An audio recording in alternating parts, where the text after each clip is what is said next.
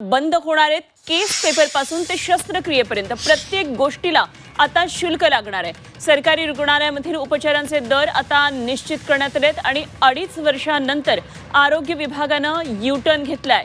गोरगरीब जनतेची आता परवड होणार आहे।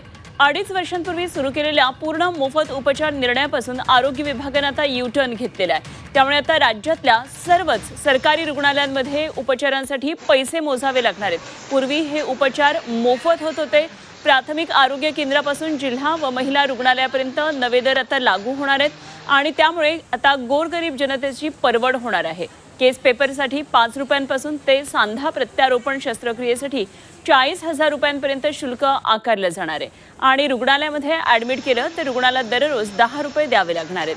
ॲम्ब्युलन्स सेवेसाठी प्रति किलोमीटर 5 रुपये आकारले जाणार आहेत। तर सरकारी रुग्णालयांमधील वैद्यकीय सेवेचे शुल्क कागदावर कमी वाटत असलं तरी गोरगरीब जनतेची त्यामुळे परवड होणार हे निश्चित आहे।